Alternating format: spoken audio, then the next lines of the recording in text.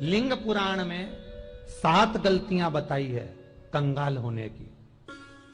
ये गलती अगर आपने भी करी है तो जिंदगी में कितना भी पुण्य करोगे उसका फल नहीं है। आज की कथा को लिखकर रखना, शायद तुम्हारी जिंदगी संवर जाए। लिंग पुराण में 7 गलतियां बताई है व्यक्ति को बर्बाद होने की। पहली गलती है, उसमें से अगर आप स्वीकार कर रहे हैं ये गलती तो समझ लो कि गलती आपने करी है। गंगा जल तो बुलवाया टैंकर भरकर, 21,000 बेलपत्र भी समर्पित कर रहे हो। आप मंदिर के अंदर बैठ गए, दर्शन करने वाला आता रहा, किसी को अंदर प्रवेश नहीं दिया। आप गंगा जल चढ़ाते रहे, आप बेलपत्र चढ़ाते रहे, आप स्वयं पूजन करते रहे, और दूसरा व्यक्ति ना जाने किस भाव से, किस रूप में आकर भगवान की सेवा करना चाहता था। पंडित जी ने आपके चक्कर में उसको जल नहीं चढ़ाने दिया, पंडित जी ने आपके चक्कर में उसको बेलपत्र नहीं चढ़ाने दिया। पहली गलती यह हो गई कि भगवान के भक्त को भगवान से दूर कर दिया गया। अब उठा लो श्रीमद् भागवत कथा। 2 देवताओं ने गलती करी थी। एक ब्रह्मा जी ने गलती करी थी कि गाय बछड़ों का हरण कर लिया था। 1 वर्ष होने में 1 दिन था तब ब्रह्मा जी ने गाय बछड़े वापस दिए थे। दूसरी गलती इंद्र ने करी थी, जल वृष्टि करी तब भगवान कृष्ण को गोवर्धन पर्वत उठाना पड़ा। दोनों देवताओं ने गलती करी, पर भगवान कृष्ण ने इंद्र को क्षमा कर दिया पर ब्रह्मा को क्षमा नहीं करा। क्यों नहीं करा? क्योंकि इंद्र को क्षमा इसलिए करा क्योंकि इंद्र ने जब जलवृष्टि करी तो सारे ब्रजवासियों को भगवान के चरणों में लाकर छोड़ दिया। सारे ब्रजवासी गोवर्धन पर्वत के नीचे आकर बैठ गए, भगवान के चरणों में आ गए। और ब्रह्मा ने जो गलती करी वो ऐसी गलती करी कि भगवान से गाय और बछड़ों को दूर कर दिया। जो भगवान से भगत को दूर कर दे उसको शंकर कभी क्षमा नहीं कर सकता। इसलिए बर्बादी का पहला कारण आप भक्त और भगवान में दूरी बना दी। दूसरा कारण, भगवान की जब पूजन कर रहे हो, 21,000 बेलपत्र चढ़ा रहे हो, गंगा का जल चढ़ा रहे हो, चंदन चढ़ा रहे हो, अबीर चढ़ा रहे हो, गुलाल चढ़ा रहे हो, तो तुम्हारे भीतर ये अहंकार, जब तुम पूजन करके उठो तो उठते समय तुम्हारे भीतर अभिमान नहीं होना चाहिए कि मैंने जो अनुष्ठान करा उसके बराबर कोई नहीं कर सकता। तीसरा कारण कहा कि भगवान की सेवा तो आप कर रहे हो, भगवान की चाकरी में तो आप लगे हो, भगवान की आराधना भी कर रहे हो, दिया भी लगा रहे हो, धूप बत्ती भी लगा रहे हो, स्नान भी करा रहे हो, पंचामृत स्नान भी करा रहे हो, सारी पूजन अर्चना सब तुम कर रहे हो। पर हो सकता है इस पूजन अर्चना में आप केवल 3 घंटा पूजन करते हो और बाकी के समय किसी न किसी की जीवात्मा को दुख पहुंचा रहे हो। एक कथा में एक बात कही थी कि भले मंदिर में दिया मत लगाओ, भले मंदिर में जाकर धूप बत्ती मत जलाओ, भले मंदिर में जाकर भोग मत लगाओ, भले मंदिर में जाकर जल मत चढ़ाओ, कुछ मत करो, भले भगवान को नए कपड़े मत पहनाओ, भले तुम्हारी मर्जी पड़े भगवान को भोग मत लगाओ, पर शास्त्र कहता है कुछ मत करो, पर एक काम जरूर करना कि किसी के चेहरे पर प्रसन्नता ला देना तो मंदिर में दिया जलाने के बराबर होगा। किसी के चेहरे पर चमक ला देना, प्रसन्नता ला देना तो अगरबत्ती लगाने के बराबर होगा। किसी गरीबड़े के, किसी दुखी के चेहरे पर अगर तुमने प्रसन्नता ला दी तो वो भगवान को कपड़े पहनाने के बराबर होगा। मालूम पड़े तुम मंदिर में पूरी सब्जी बांटो, मंदिर में भोजन कराओ, मंदिर में सारा पकवान चढ़ाओ, और कोई तुम्हारे कारण अगर दुखी है तो तुम्हें वो सुख का भान नहीं हो सकता। तीसरा कारण है हमारा, वो सुख नहीं पी सकता। चौथा कारण है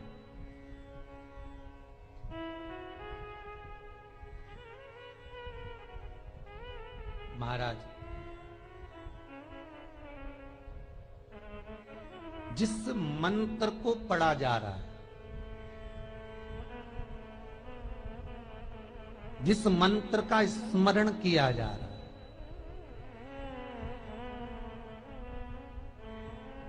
जिस भगवान की माला को हम जप रहे हैं, हम पाठ कर रहे हैं, उसमें त्रुटि। उठा लीजिए दुर्गा सप्तशती। दुर्गा सप्तशती का हिंदी अनुवाद में एक थोड़ा सा दृष्टांत दिया है, आपको मालूम होगा।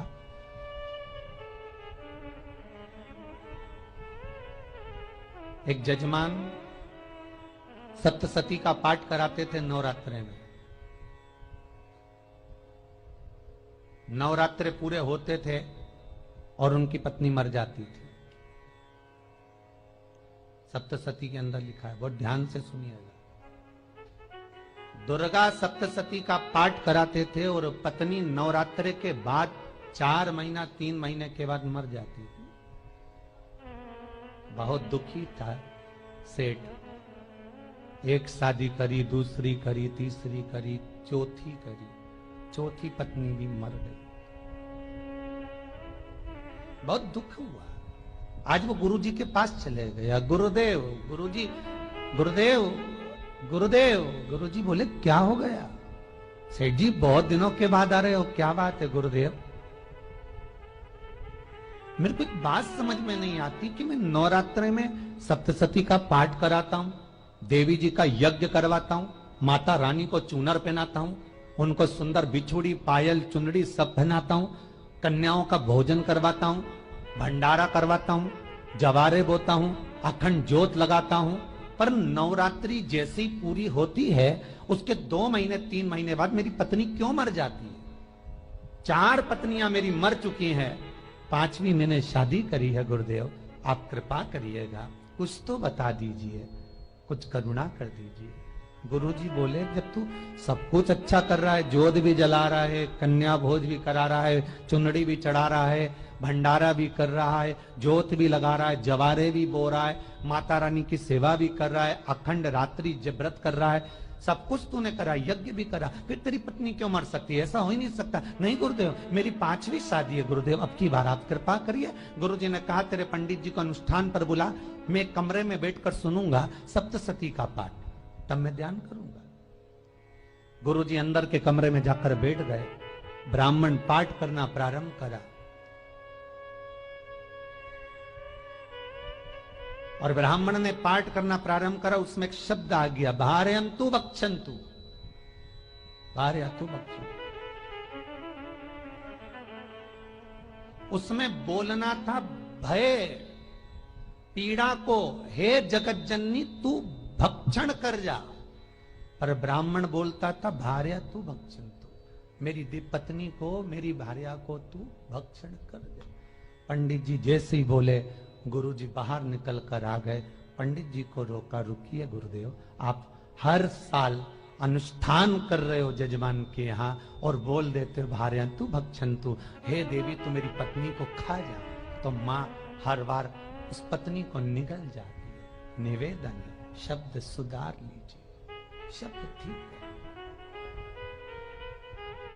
चौथा कारण है कि आप जो पाठ कर रहे हो, आप जो पूजन कर रहे हो, आप जो अनुष्ठान कर रहे हो, उसमें कुछ ना कुछ गलती जरूर हो रही है। ये चौथा कारण है।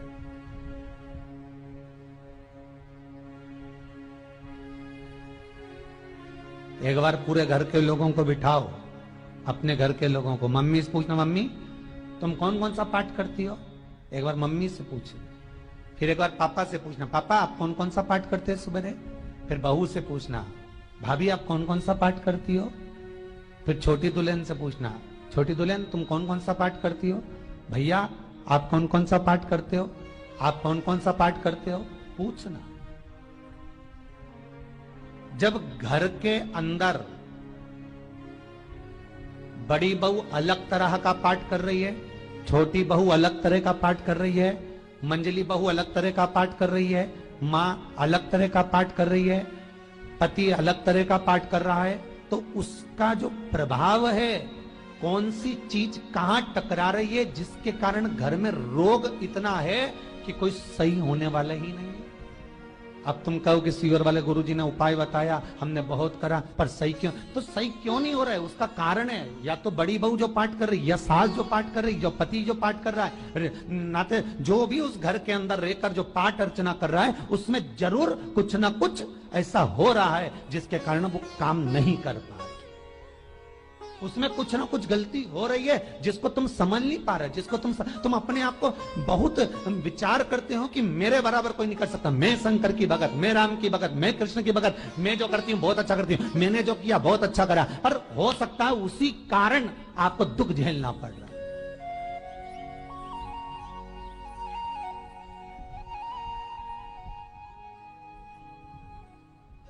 उसी के कारण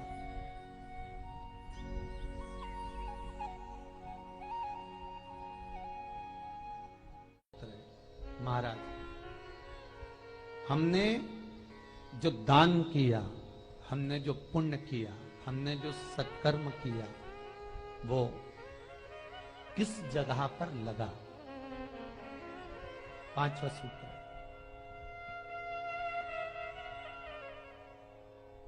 जो आप दान कर रहे हो, जो आप पुण्य कर रहे हो, सत्कर्म कर रहे हो, वो किस जगह पर लगा? ये पांचवा सूत्र। फिर निवेदन करेंगे, गाय, बेटी और लक्ष्मी 50 बार विचार करना, तब किसी को देना।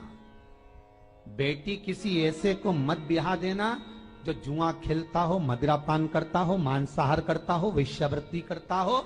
वो बेटी का सम्मान नहीं करेगा, बेटी रोएगी तो कन्यादान करने वाले को रोना पड़ेगा। दूसरे नंबर पर गौ माता, गाय ऐसे ब्राह्मण को दान मत देना कि ब्राह्मण के घर में खुद रहने की जगह नहीं और गाय को ले जाकर तुमने दे दिया और उस ब्राह्मण ने जब तक दूध दिया बांध कर रखा, एक तगाड़ी बाल्टी साड़ी के चक्कर में ले लिया, सोने के सींग के चक्कर में ले लिया और बाद में वही गाय कसाई के हाथ में बिक गई और कसाई ने काटा तो बद्दुआ तुमको लगी।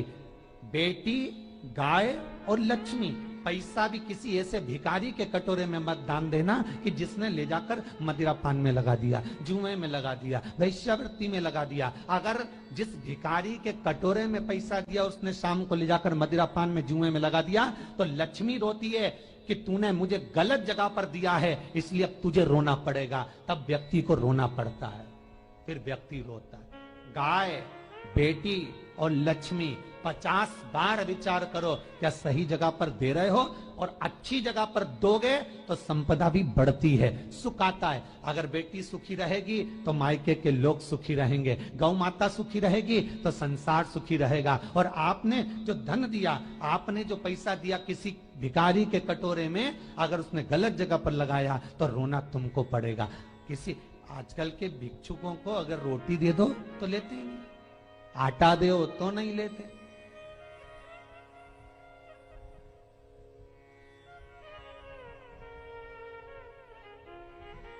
पहले के समय में जो भिक्षुक आते थे ना, तो रोटी बनी हुई मांगते थे।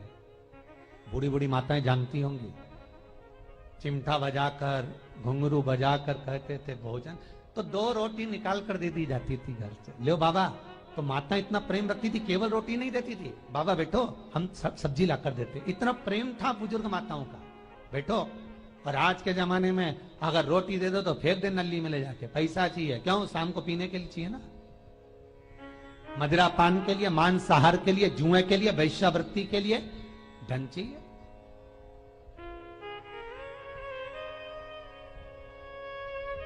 भोपाल के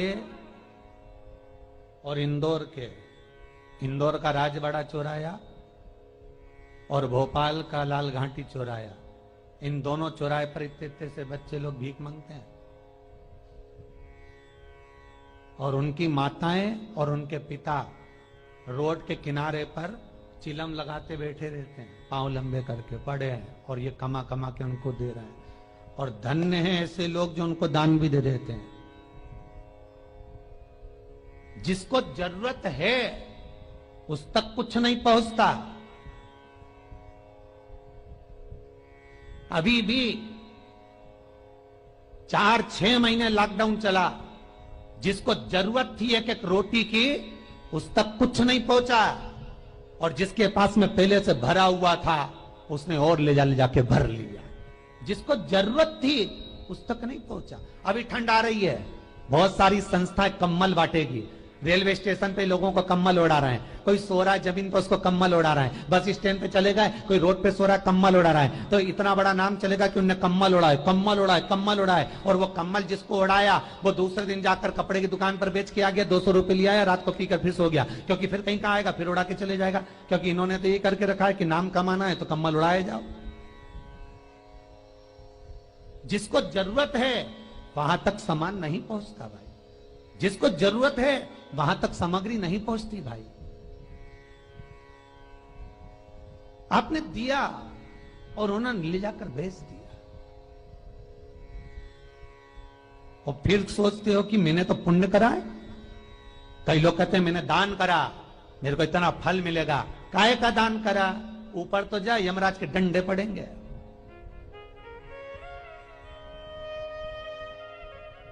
रेल में, ट्रेन में आप बैठ जाओ, रिजर्वेशन कोच में, छोटे छोटे लड़के आते हैं अपना कपड़ा उतारते हैं। सही बोलना रे भाई, जितने लोग टीवी पर कथा सुन रहे हो, छोटे छोटे बच्चे अपना कपड़ा उतारेंगे और पोछा लगाएंगे रेल की बोगी में। जब गवर्नमेंट ने स्वीपर रख रखे हैं तो तुम्हें अंदर आने का किसने कहा? कौन ने कहा कि तुम अपना कपड़ा उतार के पोछा लगाओ? और वो अपने शरीर का कपड़ा उतार कर पोछा लगाता है, आपके आगे हाथ फैलाता है, आप एक एक 2-2 रुपए दे देते हो। वो अगले स्टेशन पर उतरता है, कोई सूंघने की सामग्री लेता है, सूंघ सूंघ के वो बर्बाद हो जाता है और कहीं कूद कर मर जाता है। उसके मरने में 1 रुपया तुम्हारा भी लगा है, इसलिए नरक तुमको भी भोगना पड़ेगा, क्योंकि उसके मरने में तुमने हेल्प करी है।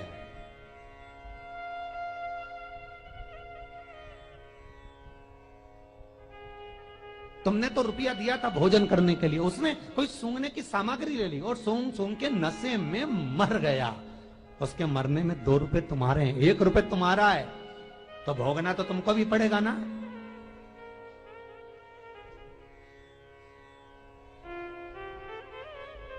कहीं अच्छी जगह लगाओ, सत्कर्म की ओर लगाओ, तो सुख का आनंद कुछ और ही होगा, सुख का आनंद कुछ और ही प्राप्त। हमारा धर्म, हमारा पुण्य, हमारा सत्कर्म। 5वां कारण अपनी पुस्तिका में लिख कर रखना, तुम्हारे दुख का 5वां कारण क्या है? क्यों तुम करोड़पति से रोड़पति बन गए? तुम्हारे यहां पर 4-4, 5-5 गाड़ी थी, खूब बेबहू था, खूब धन था, फैक्ट्रियां चल रही थी, सत्ताएं चल रही थी, खूब सत्ताएं थी, खूब बेबहू था, खूब धन था, पर कुछ भी नहीं, सब धरा की धरा रह गए सारा, कोई बेभाव बचा ही नहीं। बड़े भावपूर्ण भगत वो कहे, गुरुजी हम बड़े दुखी हैं, बड़े कष्ट में। हमने कहा कष्ट का कारण कुछ ना कुछ जरूर होगा, दुख का कारण जरूर कुछ ना कुछ होता है। कहने लगे गुरुजी हमारी तो जीनिंग चलती थी, खूब फैक्ट्रियां चलती थी, इतना जीनिंग फैक्ट्रियां थी, इतना चलता था,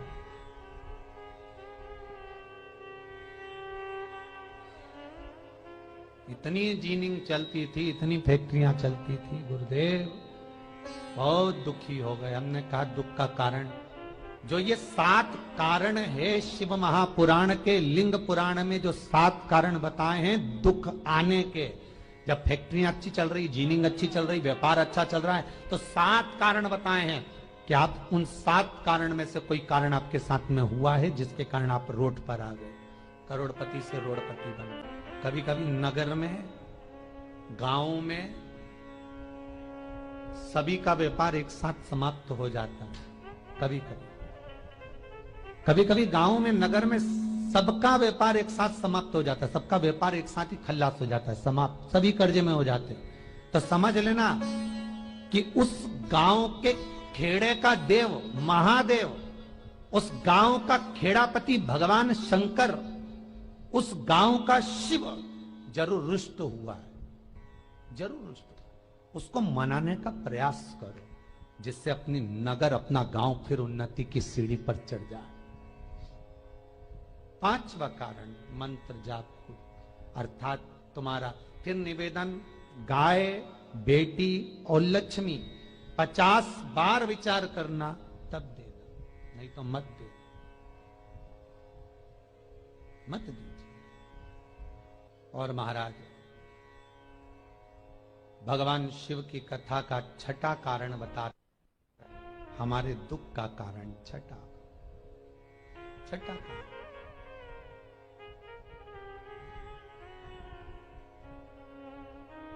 आदर सम्मान में कमी। घर के जो बड़े हैं, घर के जो बुजुर्ग हैं, घर के जो आदरणीय हैं, उनका सम्मान नहीं कर पा। सुंदर कहा, जिस घर में माँ बाप की इज्जत नहीं होती, उस घर में देखना कभी बरकत नहीं होती। छठा कारण है सम्मान, सत्कार, आदर ना हो। जब धन। सातवां कारण,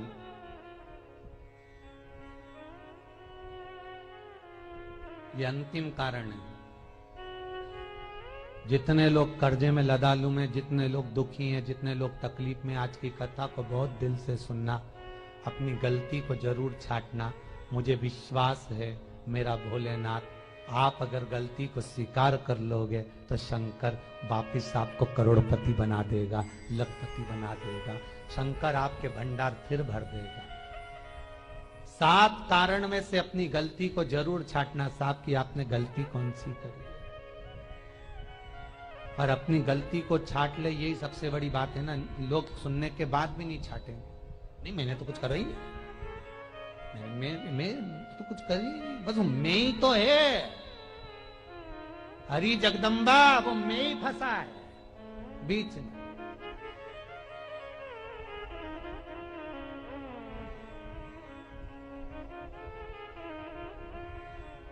सातवां कारण, महाराज किसी का बेकार धन हमारे घर में आ जाए। एक कथा बहुत सुंदर है। एक गांव में एक व्यक्ति रहता था, खूब अच्छी कमाई करता था। पत्नी ने कहा तुम्हारे पास कमाई अच्छी हो रही है तो ये पैसा तो कोई चुरा के ले गया तो पति बोला क्या करना चाहिए, तो एक काम करता हूं, बाजार से कोड़ियां खरीद लेता हूं। कोड़ियां जानते हो, वो ऐसे बच्चे लोग खेलते हैं, कोड़ी खरीद लाता हूं। अब गांव का व्यक्ति रोज कोड़ियां खरीद के लाए, उनके यहाँ बोरे पे बोरे भरा गए, बारदान पर बारदान भरा गए, पूरा कमरा कोड़ियों से भरा गया। एक दिन राजा बीमार पड़ गया। राजा बीमार पड़ा तो राजा को वेदों ने, डॉक्टरों ने कह दिया इसका एक ही इलाज है, कोड़ियां लाई जाए, कोड़ियों को जलाकर राख बनाई जाए, वो राख राजा के शरीर पर मली जाए। राजा के शरीर पर जब राख को मलेंगे तो राजा ठीक हो जाएगा। राजा ने अपने दूतों से कहा जाओ नगर में कोड़ियां देखो। राजभवन में देखा तो कोड़ी नहीं थी, बाजार में देखा तो कोड़ी नहीं थी, सारा मार्केट घूम लिया, चारों तरफ के राज्य देख लिया, कोड़ी नहीं मिली। राजा ने दूतों से पूछा बात क्या है। दूतों ने बाजार वालों से पूछा भैया कोड़ियां क्यों नहीं है। तो बाजार के व्यापारी बोले महाराज सुबेरे सुबेरे एक गांव का व्यक्ति आता है, सारी कोड़ियां खरीद कर ले जाता। सारी कोड़ियां, हाँ उसका पता दो। दुकान वालों ने पता दिया, वो वहां पहुंच गया, उसको डराया। राजा के दूतों ने तेरे पास कोड़ियां हैं, हाँ पर मैंने अपने पैसे से खरीदी है, फ्री की नहीं है, खूब खर्चा कर कर मैंने कोड़ियां जोड़ी हैं। राजा बीमार पड़ा है, कोड़ियां ला के दे। उसने मना करा, दूतों ने डराया, ठीक है लो। उन्होंने बारदान खोल लिया, झोला खोल लिया, बैग खोल लिया। राजा के दूतों ने बैग खोला, वो गांव का व्यक्ति एक थाली में कोड़ियां लाता, उस पर हाथ फेरता और झोले में डालता जाता, फिर भर कर लाता, फिर हाथ फेरता, फिर झोले में डालता।